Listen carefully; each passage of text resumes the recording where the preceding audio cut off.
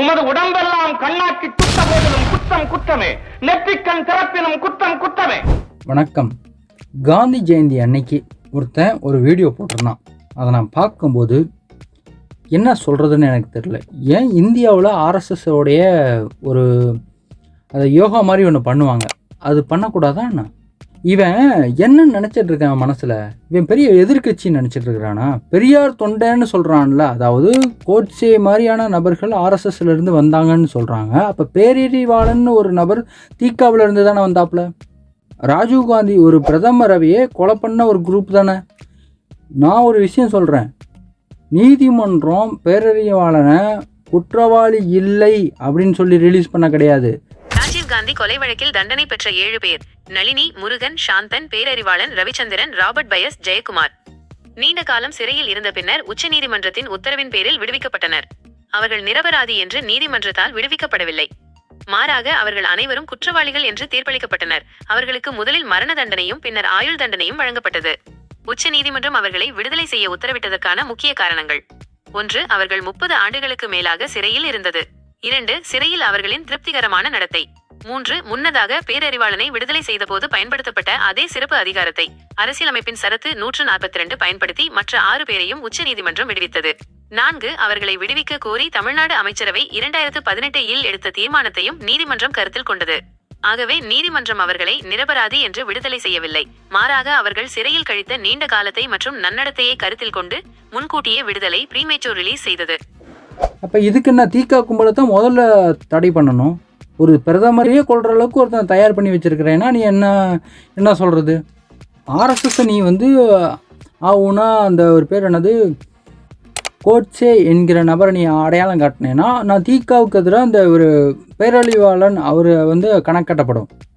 ஏன் 2 பேருமே என்ன இன்சிடென்ட், என்ன பிரச்சனை, என்ன ஆச்சு அப்படிங்கிறத தேடி போனால் தான் உண்மை என்னன்னு தெரியும்.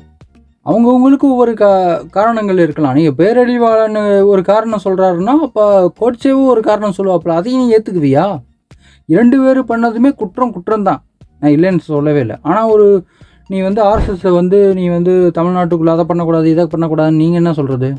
தமிழ்நாடு அரசு பள்ளிக்கூடம் உங்கள் கண்ட்ரோலில் இருக்குது, தமிழ்நாடு அரசு கண்ட்ரோலில் இருக்குது. அங்கே நீ எதுவும் பண்ண வேணாம், பண்ணுறதுக்கு அனுமதி கிடையாதா? ஓகே. தனியார் பள்ளியில் நடக்கும், தமிழ்நாட்டுக்குள்ளே நடக்கும், இதுக்கு நீங்கள் பர்மிஷன் கொடுத்து தான் ஆகணும். நீ அவங்கள ஒரு மதவாத ஒரு கூட்டம் அப்படின்னா இதை நீ இந்த வீடியோ பாரு என்ன சொல்கிற?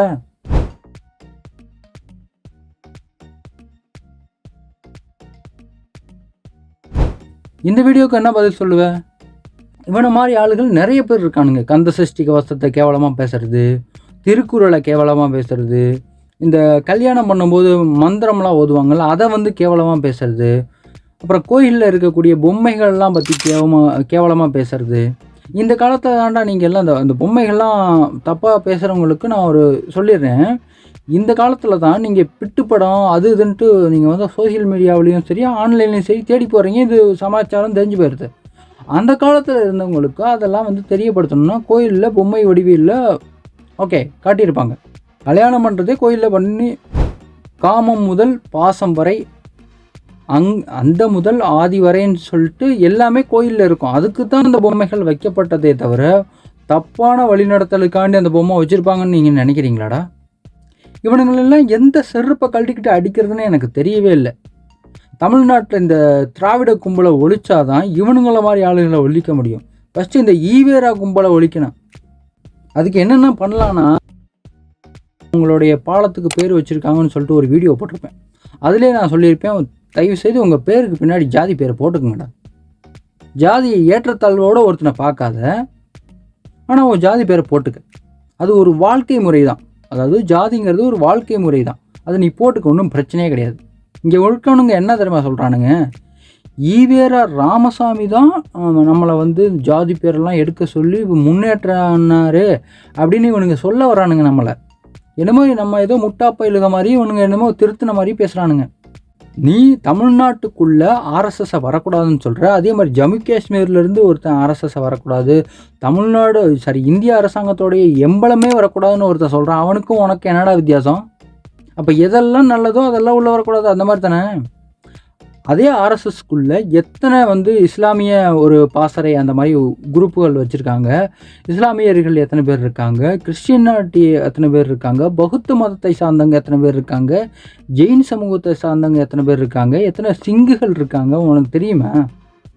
ஏன் இப்படி போட்டு வியாதி மாதிரி பரப்புற? தமிழ்நாட்டுக்குள்ளே ஆர்எஸ்எஸ்னாவோ இல்லை பிஜேபினாவே இவங்க என்ன நினச்சிட்டு இருக்கானுங்கன்னா, பிஜேபி அதாவது பிஜேபினா இந்துக்கள் மட்டும்தான் ஓட்டு போட சொன்னாங்க, ஓட்டு போடணும்னு சொல்லுவாங்க அப்படின்னு சொல்லிட்டு நிறைய மைண்ட் செட்டை செட் பண்ணி வச்சுட்டானுங்க இங்கே இருக்கக்கூடிய பசங்கள்கிட்ட. அவனுங்களுடைய கொள்கையும் கோட்பாடுகளும் இவனுங்களுக்கு என்ன தெரியும்னு தெரியல எனக்கும். போங்கடா போங்கடா போய் படிங்கடா. நன்றி, வணக்கம்.